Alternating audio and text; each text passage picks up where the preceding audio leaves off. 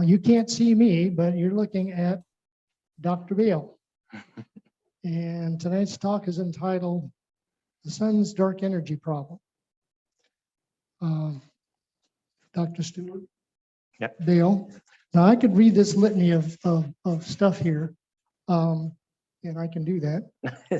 Dr. Bale is a professor of physics at the University of California, Berkeley. He's also the director of the Berkeley Space Sciences Laboratory. He received his PhD in physics from the University of Minnesota in 1994. After 3 years of postdoctoral work at Queen Mary College, University of London, he joined UC Berkeley. Now I'm going to try my French out here. After 3 years of he has held visiting positions at the Observatoire de Paris Meudon and the University of Sydney. He is a recipient of the 2003 U.S. Presidential Early Career Award for Scientists and Engineers, as a fellow of the Royal Astronautical Society and a fellow of the American Physical Society. Dr. Bale is the NASA Principal Investigator for experiments on the Wind, Stereo, and Parker Solar Probe missions, and 2 instruments in development for NASA lunar landers. Please welcome Dr. Bale. Thanks. So thanks for the invitation, and it really is nice to give a talk face to face again, even if it's hybrid, even if it's on Zoom. First off, I'm not a traditional astronomer. I generally don't look through telescopes. I'm a plasma physicist by training, and in my group at the Space Sciences Lab at Berkeley, we build instruments to measure plasmas, to measure in situ plasma physics, and put them in space. And so a lot of what we do is sort of low Earth orbit or magnetospheric, terrestrial magnetospheric plasma physics. And we've done some planetary things. We have instruments in orbit around Mars. We had things around the moon, and we're going back to the moon, which I could say something about at the end. And most recently, and interestingly, I think, is this new mission that we have called Parker Solar Probe, which is a spacecraft that's orbiting the sun. I'll talk all about it here, to study the acceleration and energization of the solar atmosphere. So it's there'll be a lot of line plots, not very many photographic images, but it's cool stuff anyway. So, and should we have questions as we go, or do we want to have questions at the end, or how does it usually work? What are we going to do? I think just interrupt me if you have questions. I think that's the best for me. Okay, so this is a story about the sun's extended atmosphere, the corona, and how it evolves to become what we call the solar wind. And kind of the modern version of it starts in 1859 with an event that was called the Carrington event. So this was what we now call a white light flare. So Richard Carrington and his colleagues were looking at the sun in the white light during the day, and they saw a rapid brightening on the surface of the sun. Rapid means over the course of hours, day, and that's unusual. I mean, we know now that white light flares, rapid changes in the solar luminosity are very unusual, and they imply very big solar flares, essentially. And this one, after they had the photometry of it, there were disturbances in the Earth's magnetosphere. So in particular, this is the actual image of a magnetometer trace from the Greenwich Observatory, Royal Observatory, and this is, I guess, a modern interpretation of a magnetogram from Kew Gardens, which is where there was an observatory. And so these are magnetic field measurements, right? So they had, in the old days, they would have a compass that was hanging by some thread, and the deflections of the compass indicated, or the deflections of the magnet indicated a change in the Earth's magnetic field. And so in this case, there was what they call a crochet, a rapid change in the magnetic field that occurred on September 1st, and then just some hours later, another one, a huge change in the magnetic field of the Earth. And this is, I think, the second storm onset here. And what Carrington did was associate this initial crochet, this initial perturbation of the Earth's magnetic field with the white light flare. And we now understand that what happened was that the ultraviolet light associated with that flare was so intense that it made a rapid change of the ionosphere of the Earth. It ionized a lot of the neutral atmosphere in the Earth and created big currents essentially in the ionosphere. And those currents in the top of the atmosphere created magnetic fields that deflected the magnet on the ground. The kind of mystery was the later excursion of the magnetic field. So these were known; they were called storms or substorms. It was known that you would get these kind of long-lasting and major deflections of a compass, but this one they came to associate with the white light flare. And the kind of odd thing about it is that the time scale. The time it takes from this event to this event was only a matter of hours, or a fraction of a day, or something like that. And so that's too long for light. The speed of light there were ideas about the speed of light, and that's much too long for it takes 8 minutes for light to get from the sun to the Earth. So it was a little bit of a mystery. What if there's something propagating from the sun to the Earth? First off, what is it, and what is it propagating in? Because at the time, the ideas were that the space between the sun and the Earth, the interplanetary medium, was either a vacuum with some sporadic things like this, or that it was an atmosphere like Earth's atmosphere. And so an atmosphere has a density profile that falls off with distance. So one of the ideas was a solar atmosphere, and around the same time, Bengt Edlund, who was a spectroscopist, started to take spectroscopic measurements of the solar corona, and after a little bit of puzzling, they figured out that the solar corona was emitting and absorbing light or ultraviolet light in a series of highly ionized lines that suggested that the atmosphere was very hot, that this extended atmosphere of the sun had to be millions of degrees. So it couldn't be a cool atmosphere, like on Earth. It had to be a very hot atmosphere. And that very hot atmosphere suggests a scale height. The scale height on Earth, the altitude at which our atmosphere falls off is, measured in kilometers. It suggested also a very inappropriately short scale height. And so it was understood at this time then that if there was an atmosphere, the thermodynamics were wrong. So the temperature was wrong and inconsistent with the spectroscopy.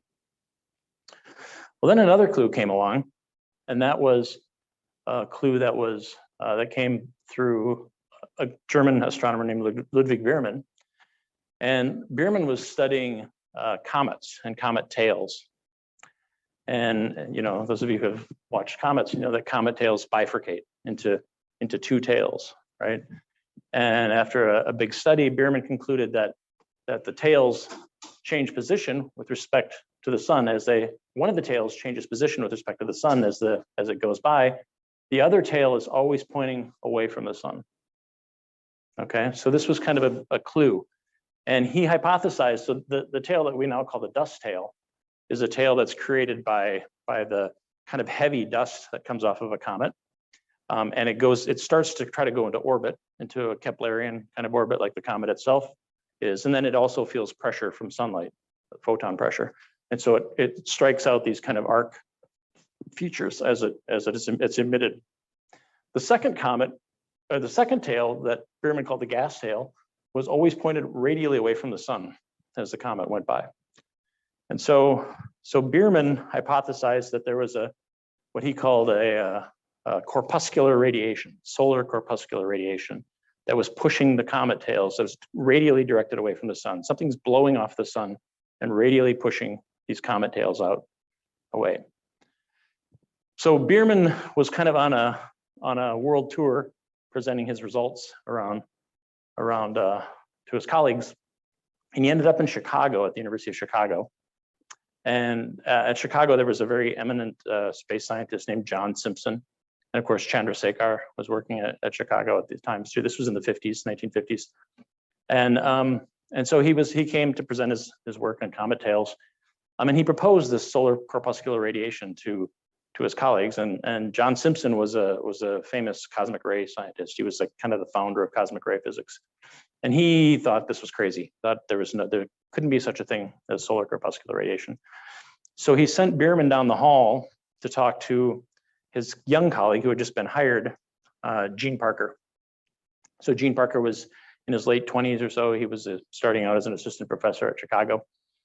And he proposed this, and he heard Bierman out. Bierman explained the idea of the solar corpuscular radiation. And Parker understood that, that there was a solution to a hydrodynamic equilibrium. So the static atmosphere that we have, that's called a hydrostatic equilibrium. So it's an equilibrium between gas pressure pushing out and gravity pulling it back down. And so they come into an equilibrium and you get an exponential fall off of density, just why the atmosphere on Earth is so much more tenuous at high altitudes. There's another kind of solution to that equation that involves retaining the divergence of the velocity. So the system has to be expanding or contracting. It can't be static. And Parker understood this, and he formulated a paper. He wrote it up. He got a result. We'll talk more about it in a second. And he submitted the result to the Astrophysical Journal, which was edited at the time by Chandrasekhar, who was on the other corner of his building.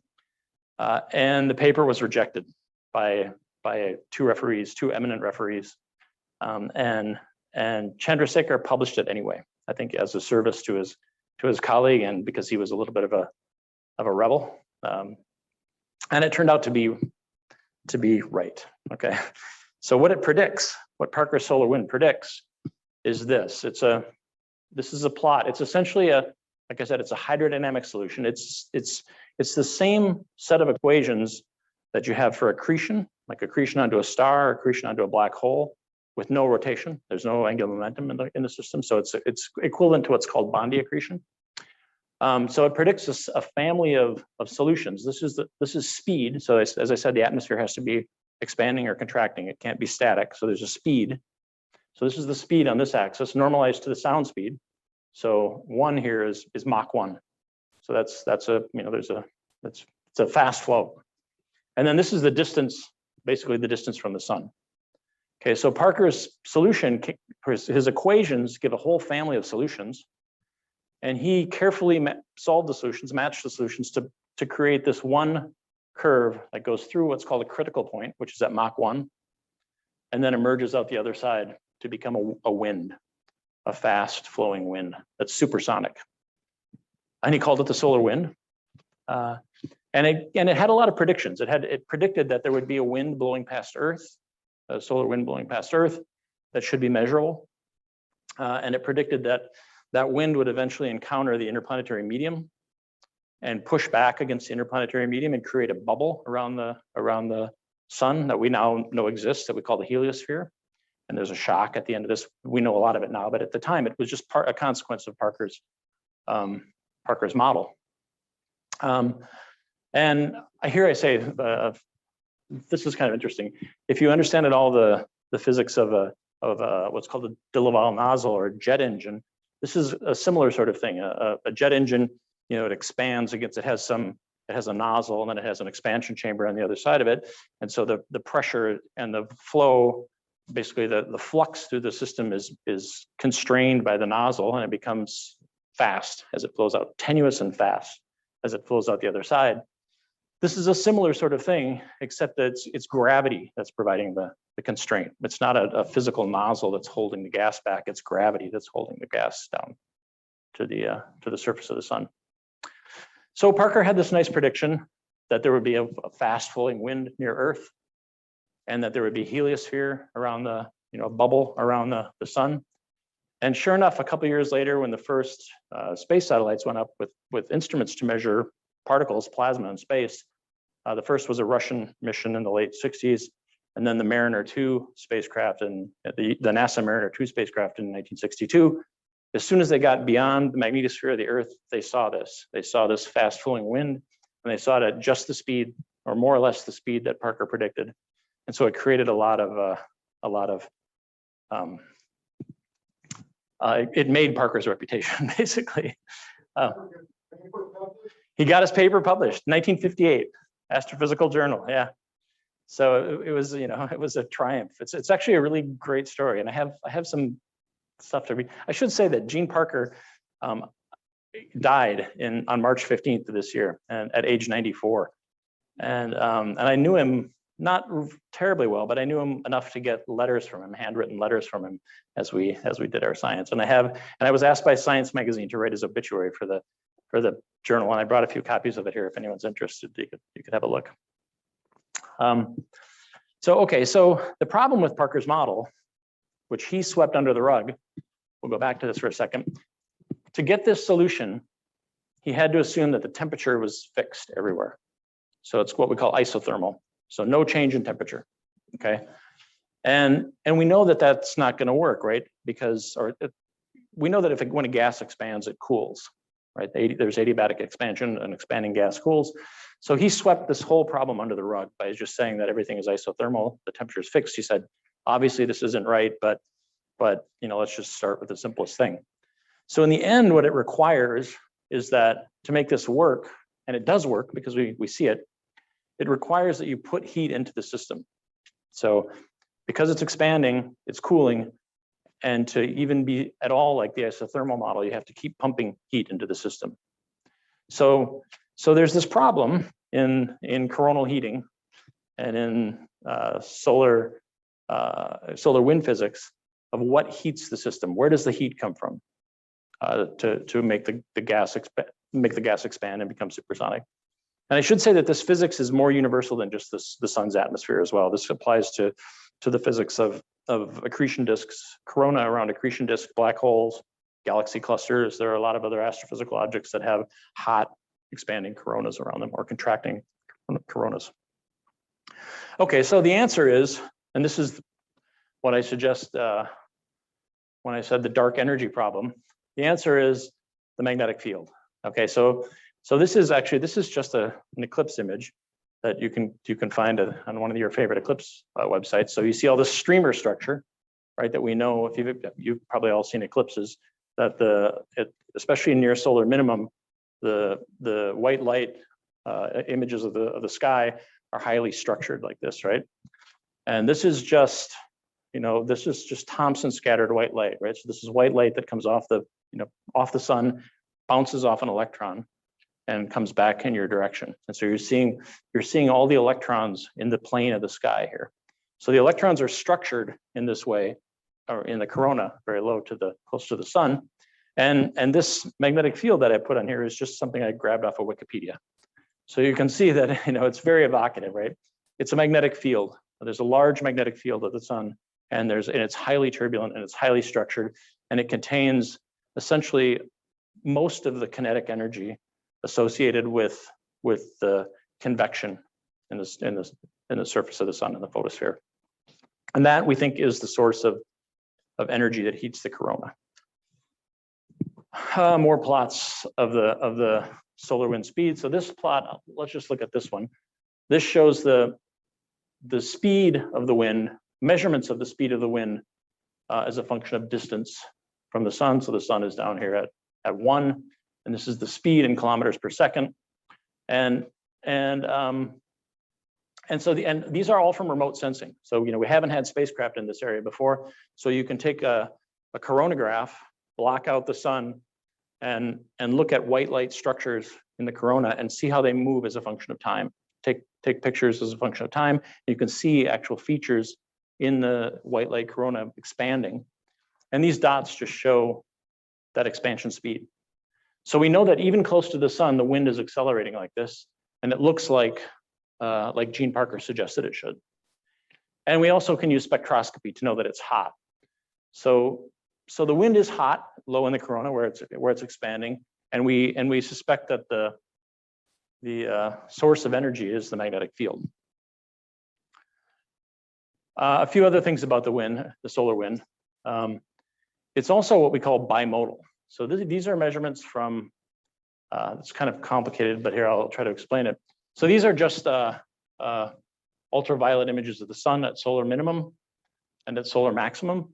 Okay, so you see at solar minimum, you have a kind of a nice, what we call streamer structure in the ecliptic plane.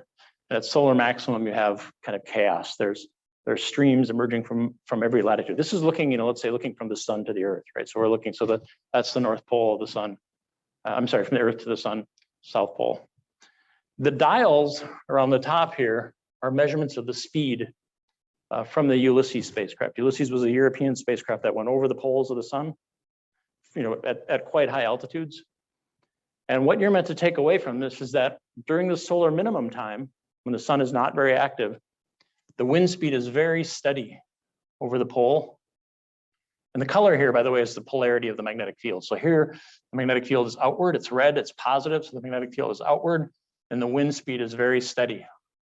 And then as you get into this kind of streamer belt structure, it's slower and it's a little more structured. And then you go over the South Pole, the magnetic field is going inward and it's very steady. So this is like a dipole field with a fast and steady flow over the poles and a slow flow at the equator. During solar maximum, it's just chaos. The wind speed varies all around the disk. The polarity varies all around the disk. So the solar wind has kind of two modes. It has a mode that we call fast wind, and slow wind. And we think that the fast wind comes from these regions where the magnetic field is basically open, like a big dipole, and it's generally over the poles at the solar minimum. Just leave it pointed at the screen. Oh, okay. I could put my camera on too if you want. Sorry. So, okay, so there are two kinds of wind. There's fast wind that comes from over the poles. And now this is an actual solution of a magnetic field model. So you can see over the poles here, the magnetic field is kind of radial, right? And then you can imagine it closing out here like a big dipole, right? Like a big bar magnet. And the wind coming from these regions is fast and it's very steady. And then you have the wind from the ecliptic plane, the plane of the planets, and it's more structured, it's more intermittent. And this region has magnetic fields that are closed sometimes. There are loops, a series of loops in here where both foot points of the magnetic field go back to the surface. So over time, we've come to think of two different ways that the magnetic field energy can be converted into plasma energy. This is the key question: is how do you take? So you have, and these pictures down here are meant to illustrate it. So the outer sort of third of the disk of the sun is what we call the convection zone. And so it's basically a giant kind of dynamo. It's bubbling. It's, think of a pot of water on the stovetop. You get these big convection cells, and it's just due to the thermal gradients. So it's heated from below, and it's cooling rapidly at the top, and you have gravity. And so you get these convection cells.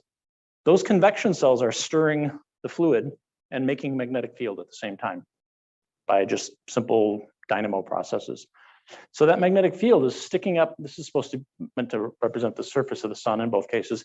The magnetic field is sticking up out of the surface of the sun into the corona, and it's being shaken around. The foot points of the magnetic field are stuck in that convection flow, and they're being shaken around. And so that shaking, that convection from the dynamo or from the temperature gradient gives rise to kinetic energy, to motion, and that motion gets turned into energy on the magnetic field, and that magnetic field energy is propagating away from the sun. So we've come to have, the theorists have come to conclude that there are sort of two models for how we could take this convection energy and turn it into magnetic field energy and then turn it into heat. And those two models are basically one that involves waves. So you shake these foot points, magnetic field lines around it on the surface of the sun, and waves propagate out into the corona, and those waves heat the corona. And the other model is something called magnetic reconnection. So magnetic reconnection is an interaction between an open magnetic field line like these and a closed one like that, a loop.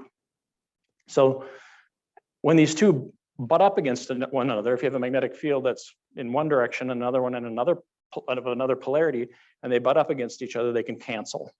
They can add and cancel. And then when that happens, that magnetic field energy that was in the energy that was in the magnetic field turns into heat. And so you can create heat in a process like this, which is called reconnection. So we've come, at the level of the details down to trying to understand which one of these is more important. And I'm going to tell you toward the end of the talk that I think it's this one, magnetic field reconnection. we're writing a paper right now to try to make that case, but it hasn't been easy to get there. So what have we done? So if we go back now to 1960 to the skeptic John Simpson, who was in the office on one of the corners of the building at the University of Chicago, who refused to listen to Ludwig Biermann's ideas. Simpson chaired a committee. This was in 1960, a National Academy Space Council meeting, committee that was meant to sort of tell NASA what to do. NASA had just been founded in 1958, and they were mostly about rockets and spacecraft, but they understood that they should have a science program as well. And so they went to the National Academy of Sciences and they said, give us some ideas for a science program. And so Simpson put together this committee, and Gene Parker was on the committee, and they recommended 3 major missions. One that they called a solar probe, which was designed to fly in close to the corona and try to understand this physics of what creates a hot corona and an escaping wind. One was called an outer solar system probe, and the idea here was to go out just to understand the interface of this plasma bubble, the heliosphere, with the interstellar medium on the outside. And the other was called a probe perpendicular to the ecliptic, and that's to go over the poles of the sun. So this has happened already. This is the European Space Agency Ulysses mission that I showed you those plots from. It was initially a joint NASA European mission, but the Americans pulled out. Parker Solar Probe is what we're here to talk about now. So this was initially called Solar Probe Plus, and we renamed it after Gene Parker a couple of years ago. And Interstellar Probe is being formulated right now. There's a big exercise which is just kicking off with the National Research Council to define the next decade of missions. What we call it our Space and Solar Physics Decadal Review.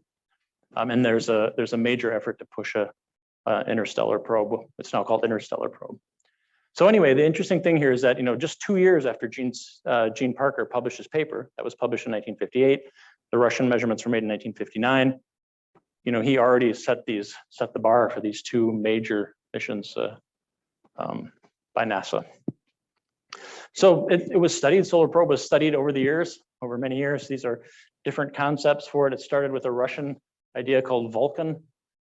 Then there was this report that I spoke of, and then there were, every decade since then, there have been decadal studies by the National Academy recommending some kind of version of Solar Probe, of a mission into the inner heliosphere to study the origin of the wind.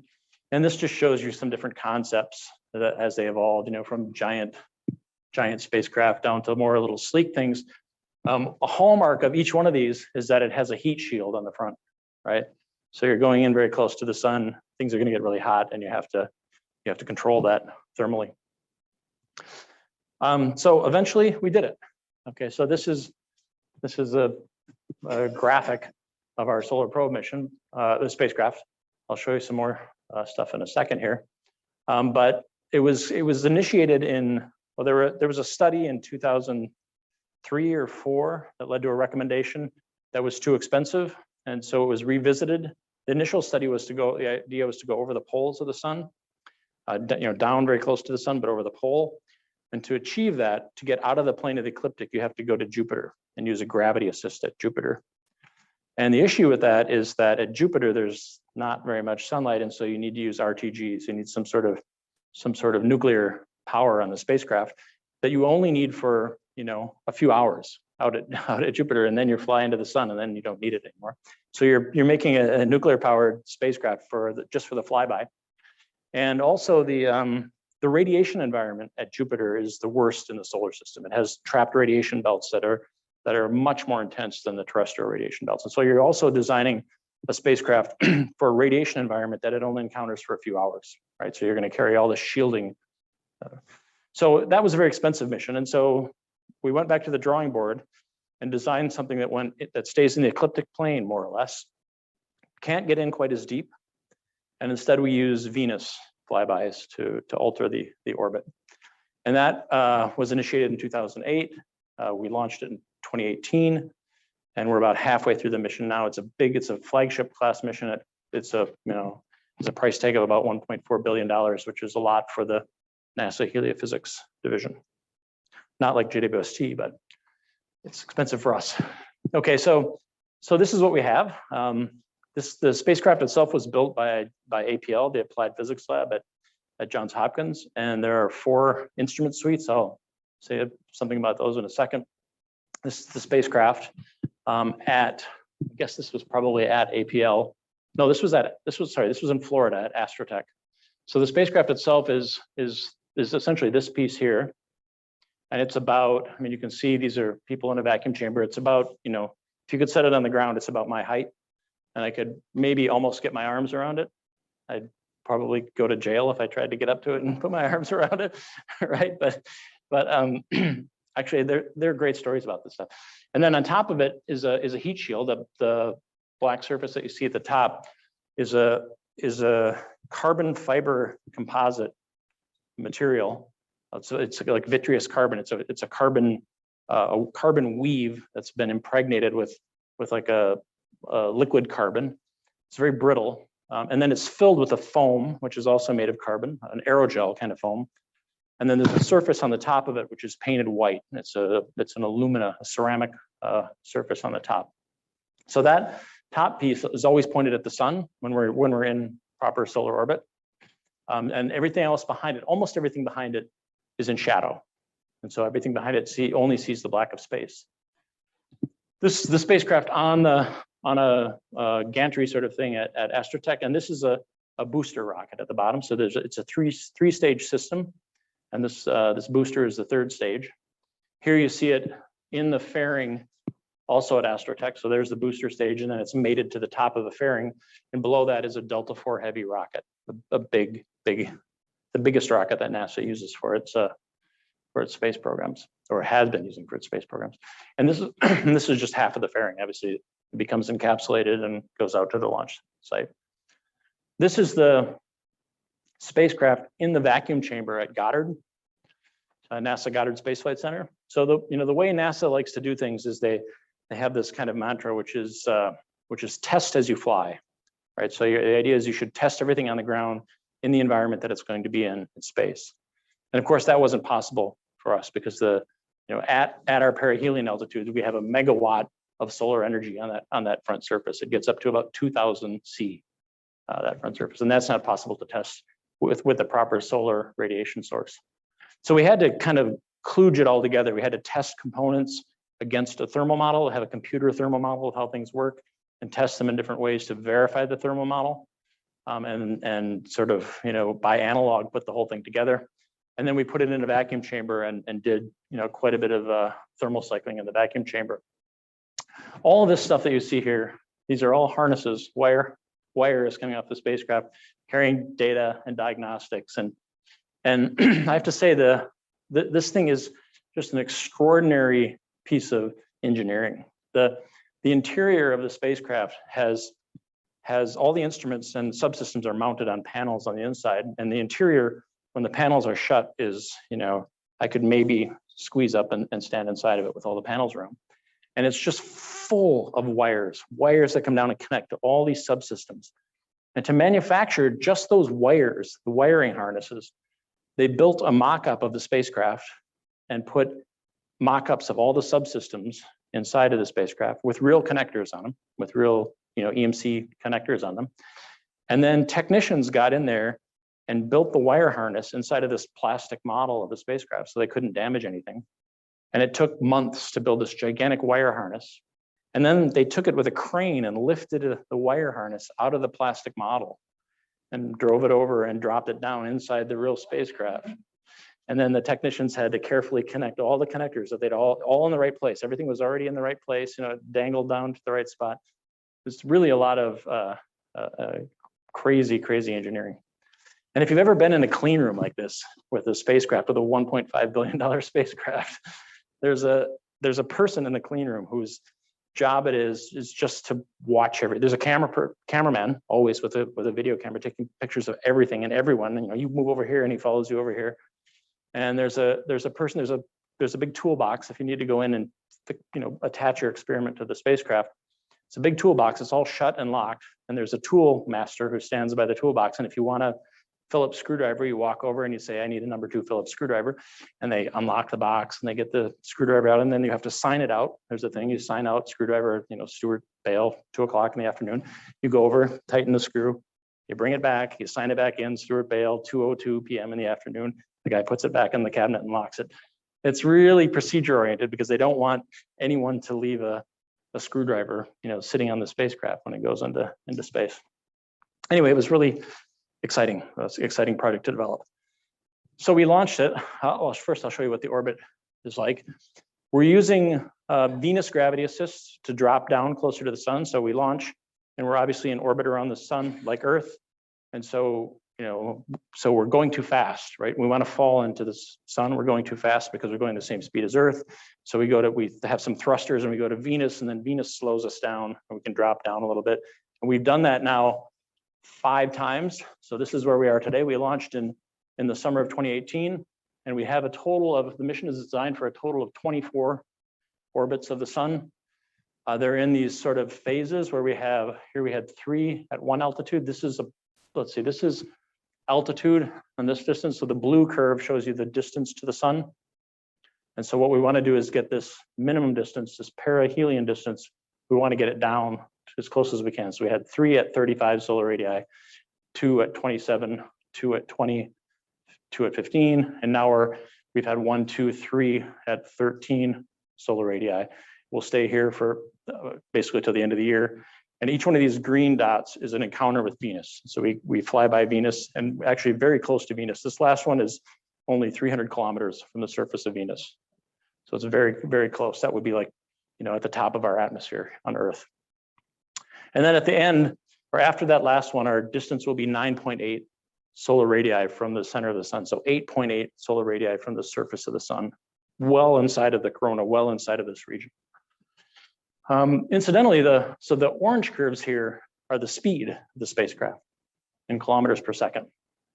So when we're flying, when we're close to the sun, obviously it's this elliptical orbit. When we're close to the sun, we're going fastest, and then we're going slowest when we're further out. And at our final altitudes, our Keplerian speed around the sun will be around 200 kilometers per second. So we're already the fastest ever human-made object, and we'll exceed that. We'll step that up by 50 kilometers per second or so. So the spacecraft is really moving when it flies through the sun. It takes about a day and a half to go 180 degrees, across the sun. So starting at 10 solar radii here, going out to 10 solar radii here, it sweeps through that whole distance in about a day and a half or 2 days. It's really moving fast. Okay, so the spacecraft looks like this. As I said, it's got this heat shield. It has radiators behind it. The radiators are so we pump water through around the back of the heat shield and into the radiators, and then it radiates out to space. Everything behind that radiates out to space, and the system is so efficient that at launch, when we launched the thing, we couldn't have any water in the radiators because it would freeze. It's so good at radiating heat that the system would have frozen up at launch. And so we had all the water in a tank in the center of the spacecraft, a tank with a kind of bladder in it to keep it from sloshing around. And then we kept it warm with resistive heaters. And then after we got onto orbit, we oriented the spacecraft, turned it so that to heat up these radiators one by one in sunlight, and pump the water out into the radiators as we went closer to the sun. It's, like I said, it's about 3 meters tall, the whole stack. We use solar arrays. We have solar arrays that are tucked behind the spacecraft like wings at perihelion, and then they gimbal out when we get far from the sun and charge up batteries. So they're articulating back and forth as we go into the sun and out, back out. It's really an incredibly heroic piece of engineering. Okay, and there are 4 instrument suites. One that's called Fields that I lead from Berkeley. Another one that's called ESIS that's led by Dave McComas at Princeton. A white light imager that's led from the Naval Research Lab, and another instrument called SWEEP, which measures the plasma itself. That's led by Justin Casper, but it's actually almost all of it was built also up on the hill at Berkeley. So our lab was really responsible for most of the in situ measurements, the magnetic fields, the electric fields, the plasma, et cetera. We launched on August 12th, 2018 from the Cape Canaveral. at like 3 in the morning, 3:30 in the morning. Was pretty spectacular. And we had our first encounter shortly after that. So I guess I already talked about that. Okay, so what have we seen? So first we wrote up our first results in 2019. We got the cover of Nature and published 4 papers showing the first results from Solar Probe. And I'll try to get to that stuff. I won't be able to get through all this, but I'll get to that in a minute here. And like I said, we've had about 400 publications since launch. So it's been very productive. It's been really very exciting project. And we're about halfway done. Okay, so what did we see? So now I'm going to show you some line plots, and I hope they're not too inscrutable. But this is a measurement. The dots that you see here are the magnetic field measured at the spacecraft during the first encounter of the sun. So the first encounter of the sun went down to 35 solar radii, and this was in November of 2018, so just a few months after launch. So this plot here shows you the time. So it's November, October 22nd, 29th, whatever, all the way out. So this is essentially 2 weeks of data or a week and a half of data or so. And each dot there is a measurement of the magnetic field at the spacecraft. The magnetic field pointing at the sun or away from the sun. The red dots are pointing away from the sun. The blue dots are pointing into the sun. So you can see that the dots go red and go blue, red and then they go blue through perihelion. This is the closest distance right here where the field is strongest. And then they switch off and go red for a while and then back blue. So we have a way to model this, to try to understand how this pattern of the magnetic field relates to what the magnetic field is doing very close to the sun. And that's using a process that's called potential field source surface modeling. I think it's on my next slide. Well, this is another view of it. Okay, so this is the same data now plotted onto the surface of the sun. So this is the longitude. So this is a map of the surface of the sun, longitude and latitude, or sine of latitude. So it's the South Pole, North Pole, and then wrapping around the sun. And our spacecraft, if you look at the orbit of our spacecraft and put it on this system, what it does is it comes in, this is a zoom of that little box there, but we come in like this, and then we do a little loop, and we go back out. So that's kind of the trajectory of the spacecraft. Actually, it starts like over here, goes this way, comes across the disk, loops around, and goes back out. And the reason it loops like that is because when we're far from the sun, we're moving retrograde, right? The sun is rotating below us, and we're orbiting. And so any point on the sun is going faster than we are, right? Because we're retrograde.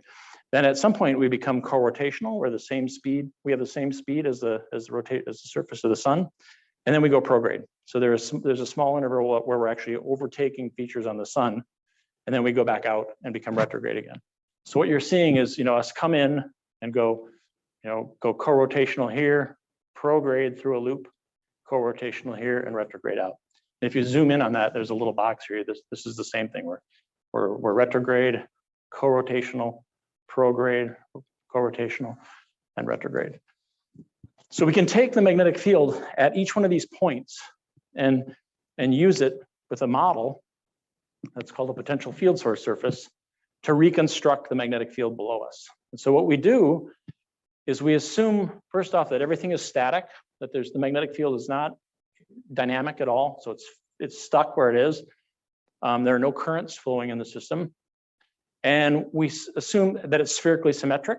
And so if we have an inner boundary and an outer boundary, and we know that it's steady state and current free, we can solve for the solution. If we have boundary conditions on at the surface of the sun and out somewhere else, we can solve for the magnetic field in between. And so the inner boundary, what we do is we use what are called magnetogram measurements. So these are measurements that are made on the ground or in nearer space of the magnetic field on the surface of the sun. And those are done basically with Zeeman splitting, line splitting of emission features. And then we assume that there's some outer surface where the magnetic field is radial everywhere. And so that means that the solar wind is escaping from there. There can't be any closed loops beyond that surface. All the closed structure is below you. And if you make those two assumptions, and you have this data, you can solve for the magnetic field below you. And that's what we did on that first encounter. And it looks like this. So this is the colored measurements on the surface of the sun here are the actual measurements from the magnetogram measurements on the ground, the line splitting measurements. And then we assumed a surface at which the field was radial, solved the magnetic field in there. We get a magnetic field that looks like this. The blue is negative, so the blue magnetic field is going into the sun. The red is coming out. So it's kind of like a dipole with some loop structure below us. And then we could map that magnetic field from this surface out to our solar probe spacecraft. And that's what we did. This is kind of a graphic of that. And it turned out that this worked very, very well. So I think we sort of pioneered a new way of taking the measurements from solar probe and understanding what the structure of the magnetic field is at the sun. And this is actually a reconstruction of that magnetic field of the sun. So the black lines are closed, the blue ones are negative, so the field's going in, and the red ones are positive coming out. And so for this first encounter of solar probe, we already understood something that wasn't understood before, and that is that solar wind can come from small coronal holes. So this dark feature in the ultraviolet below us is what's called a coronal hole. So in this region, the magnetic field is very intense, the plasma is very cool, and all the magnetic field lines that we measured at solar probe go right back down into that little hole. And you can see it when you look at the 3D reconstruction here. The spacecraft is out here flying by. All that magnetic field goes right down into that little hole.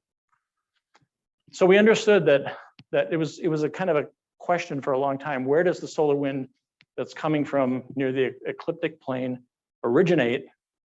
When we thought it was mostly coming from over the poles, there are actually small holes of open magnetic field close to the ecliptic plane that generate solar wind. How are we doing for time? We're doing okay? We can keep going? Okay. Okay. Because this is kind of the next topic, but it's related. Okay, so now I'm going to jump forward to encounter 6. So this is now the 6th orbit of the spacecraft. So this was in September of 2020, so almost 2 years later, almost 2 years ago. And you're looking at the same thing now. So you're looking at, this is longitude. So now it's only from 180 to 360. So it's one hemisphere of the sun, and latitude. So here from, I guess, minus 80 to plus 60 or so. So it's not the full disk, it's just a chunk of the sun. And again, our spacecraft comes in from the left here, swoops around, does its prograde motion, and then goes back out. And the blue lines show where that model, that kind of potential model, traces the magnetic field back to. So if you take the magnetic field that we measure at solar probe and trace it back to the surface of the sun, you find that it goes back to these discrete places. So beneath that, you see these dark clusters of what look like pock marks, gravel marks on the surface of the sun. Those are clusters of magnetic field at the surface of the sun. And these things originate in the convection at the sun. And I have a cartoon that explains it in a second here. So this is the second big lesson that we've learned from solar probe, is that this is just a zoom in on that. You can see the magnetic field of this that we measure is tracking across the sun here. And there are these big clusters of magnetic field on the surface of the sun. This is what we call the network magnetic field. And now we know from encounter 6, this last encounter, this one in 2020, that the solar wind is actually coming from these clusters, small clusters of magnetic field on the surface. And this is another kind of messy line plot, but the point here is that this is showing you I think this is the magnetic field, this is the wind speed. If we look at this is the speed of the wind, and this is a few days, September 26, September 27, 28, 29, so it's 1, 2, 3, 4 days of data as we flew by the sun. And these little bumps in the speed, that's the speed of the wind. So there are very discrete bumps in the speed of the wind. These are modulated by an angular scale on the sun, which is basically this scale. These sort of 5-degree 10-degree scales between these dark areas of intense magnetic field on the surface of the sun. So this and a few other clues related to the abundance of alpha particles, of the electron temperature, have made it very clear to us that the solar wind is not coming uniformly from the sun. It's coming from inside of coronal holes. Some of them are very small, and in those coronal holes are little bundles of little structures, and the wind is emitted from those little structures. And the structures are basically a magnetic field. And so this is what we think it looks like. This is an old cartoon, but it seems to be accurate. There's convection, like I said, of the boiling photosphere. And that convection, it has a structure that we call supergranulation. And so these cells are turning over like this. And as they turn over, where they come down, cells that come up don't do much, but where the cells meet that are going down, they drag the magnetic field into this kind of funnel structure that goes down into the sun. And so those regions have very intense magnetic field in them. And that's essentially what those dark blobs were on that magnetogram images, are these what we call network magnetic field configurations.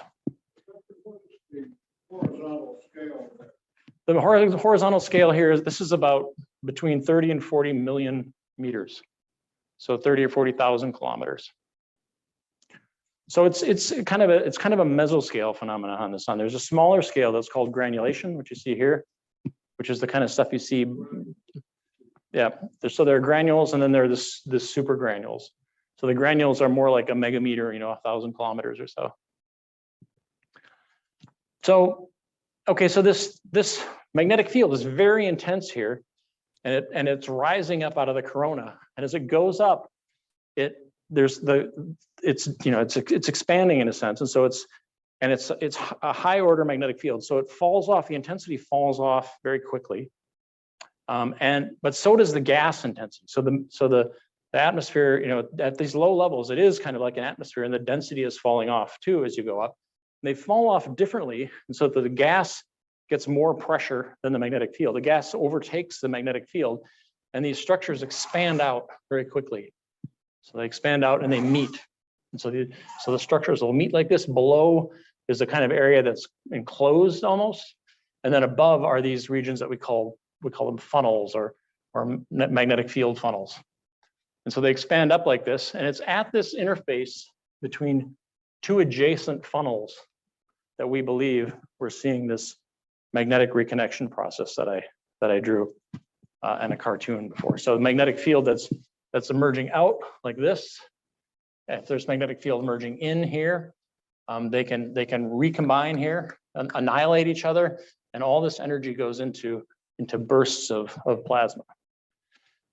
So we're now really kind of closing in on, and there are several diagnostics. In particular, that magnetic reconnection process predicts a kind of an energy spectrum of the plasma that is consistent with what we see.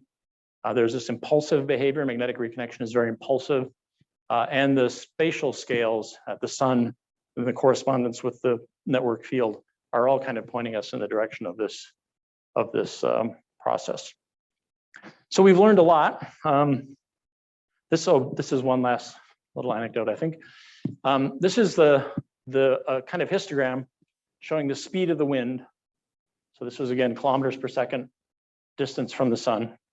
And this is all data from Solar Probe over orbits 6, 7, 8, and 9.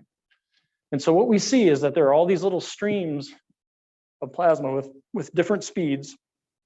And those are all coming from those little network field bundles, little spigots of wind blowing out from all these little places on the sun.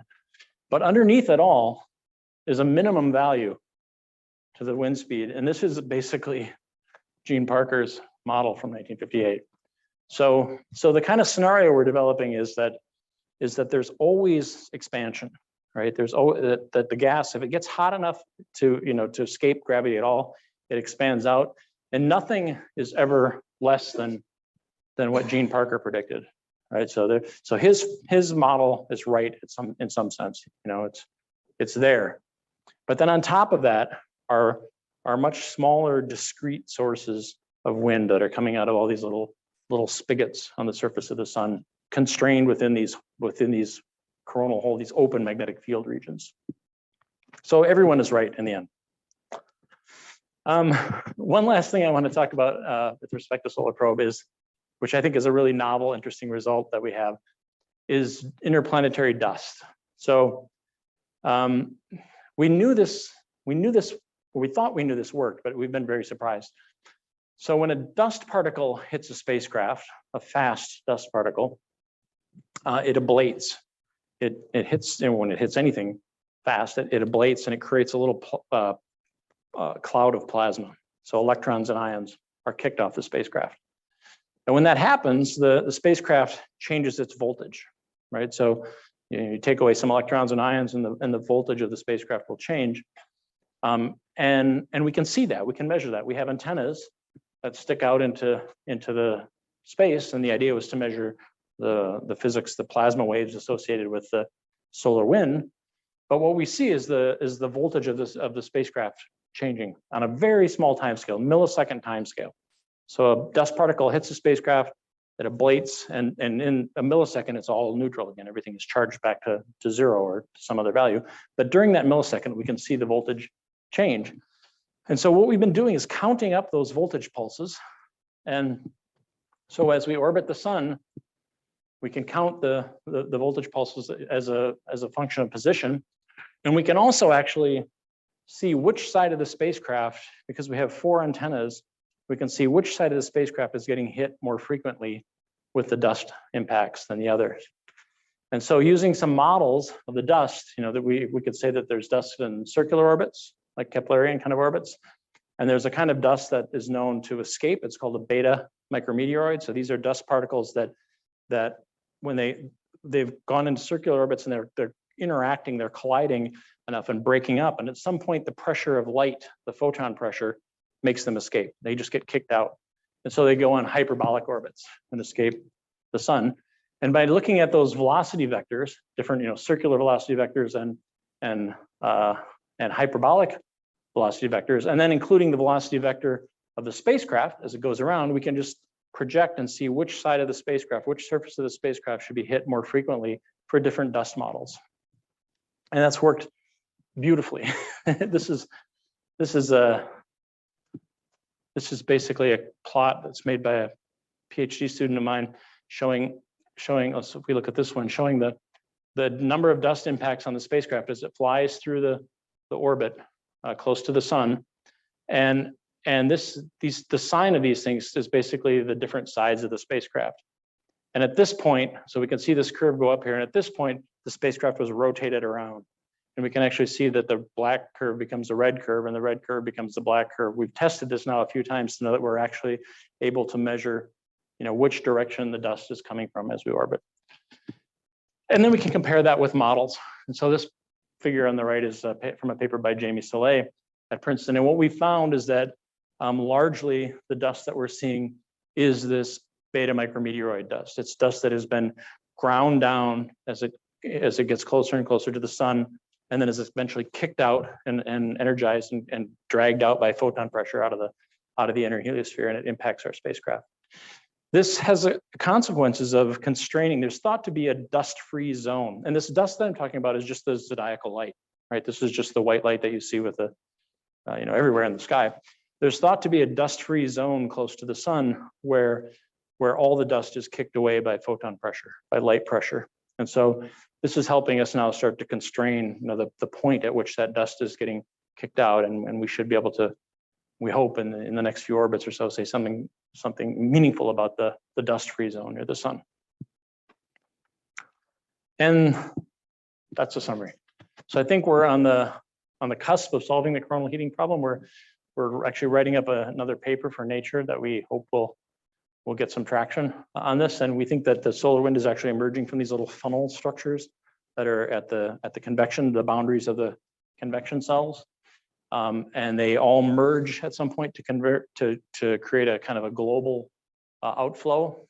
Beneath that all is Gene Parker's model. It was there as well. And we think it's magnetic reconnection that does this.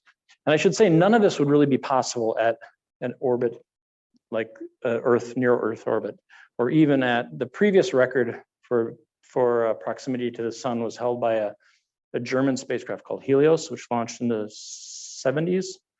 And it went into just inside the orbit of Mercury.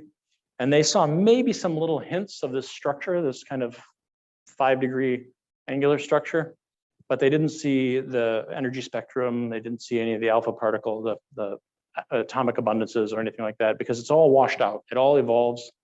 It's like, you know, it's like if you wanted to understand the source of a waterfall, and you're living, you know, 3/4 of the way down the waterfall, and you can just stick your head out and look. It's just all flowing, turbulent mess, you know. But when you get to the top, you can actually see maybe there's a still lake up there, maybe there are a couple of sprinklers going or whatever. You know, now we're at the point where we can actually see the structure that's emerging from the top of the waterfall rather than just all the flow. There's a lot of stuff in the literature. It's hard to bring it into a 1-hour talk, but that's basically the summary of the talk. I think that's all I have. That's all I have. Yeah. I have another mini talk that I could give if you want. Looks like But we got a question up here already. can you get it up on the? Yeah. Okay. You can go. Okay, go ahead. Very naive and stuff. But Hang on, I'm just kind of wondering. let me get you on audio here first, if I don't cause any feedback. Somebody wants to hear your question. All right. Okay. What I'm wondering is the reason why stars have a lifespan is because they can't absorb more dust. Because they haven't. They can't absorb more dust. Well, I think the lifespan is due more to the nuclear fusion processes in the core, right? So in our own star, you know, we're burning hydrogen to make helium, and then eventually we'll burn helium to make heavier elements. But if they can't absorb more fuel, then there's no more fuel to burn, right? Yeah, basically they're burning faster than they can absorb it, than they can accrete. Yeah. Well, Yeah. the reason why I just asked that is Yeah. because you say there's this dust-free zone, which Yeah. kind of implies that they They can't. can't. There's a Absorb bottleneck. There's a anymore. bottleneck. Yeah. Yeah. Right. Interesting. Yes. It all is really fascinating. There's a question back here. There's a question Oh. on the chat here. Okay. First, let's see if we can get that one. What Okay, have we learned about the Heliosphere from the Voyager spacecraft, and how is that informing the design of the new probe? Okay, I mean, yeah, Voyager has been a gold mine, right? I mean, Voyager, you know, has set the boundary. You know, it's helped us understand the boundaries of the heliosphere, where the pressure of the solar wind, you know, is sufficient to overcome the pressure of the interstellar medium. What those interactions look like. We know from Voyager measurements that the heliosphere is not a circular bubble. It's like a windsock, right? So we're moving. You know, the whole heliospheric bubble is moving in the interstellar medium, and that creates kind of a windsock behind it. That's modulated by the magnetic field in the interplanetary medium. It probably has some dynamics associated with the regions we're driving into. Our whole heliosphere is moving into regions with different densities and pressures, so that bubble is expanding and changing size over time. We've learned, I mean, you know, Voyager has been, you know, the workhorse of the whole field in some sense, and not only directly from Voyager measurements, but from all the modeling, computer modeling that has been a result of it. And there have been follow-on missions to try to remotely image the interstellar medium, the boundary of the interstellar medium. So it's hard to say too much. You can't say enough about Voyager. It's been seminal.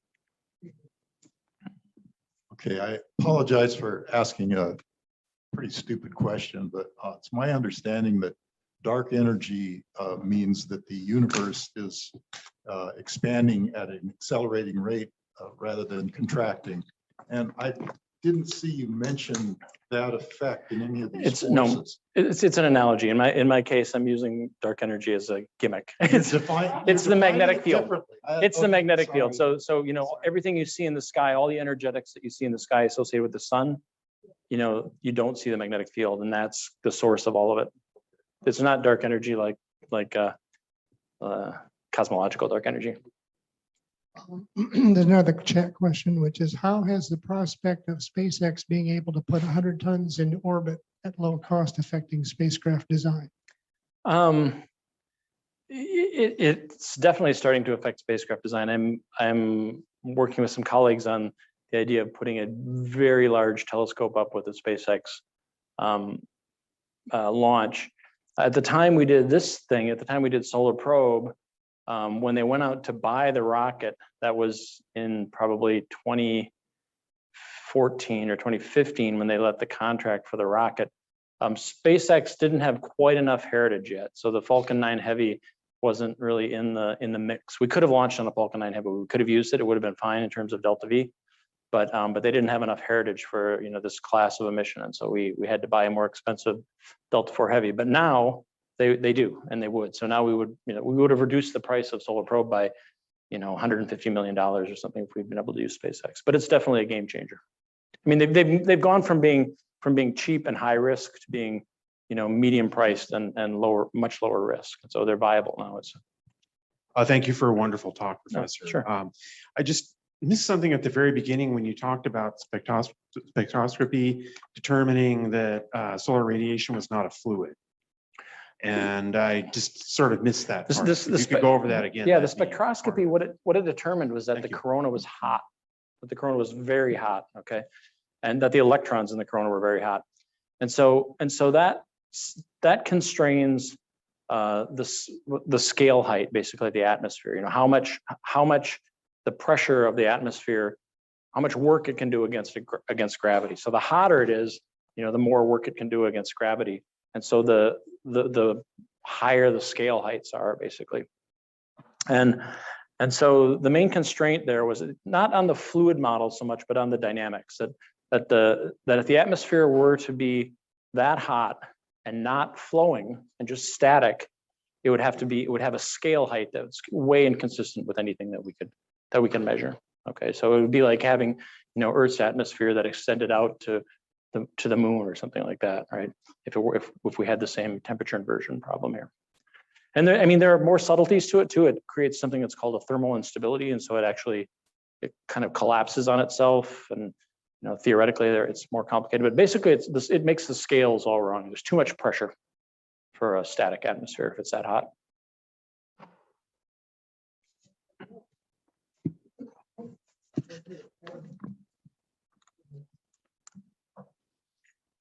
Can a high school student do astrophysics? Sure. Actually, I have 3 high school students working in my group this summer at the Space Sciences Lab. They got to get started with some computer programming usually, and yeah, for sure. They can get started and do some things, and I'm hoping to get a scientific paper with these students this summer. I have to do a lot of work with them, but yes, there's no time that's too soon to start, I think. Yeah, no, start whenever you can. Okay, anybody else? I don't see any more chat questions. Well, I think you've answered everybody's questions. Okay. Dr. Bale? Okay, great. Great. Well, thank you very much for giving your talk today. I'm happy to. Thanks for asking me. Yeah, thank It's you very great. much. It's Appreciate nice to be here in person. Oh, and I have a little swag here if anyone wants it. A couple of NASA Parker Solar Probe things and some of those the Gene Parker obituaries if anyone wants to read about his biography. So you can pass them around or something. Sorry. Whatever, however you want to distribute them. Yep.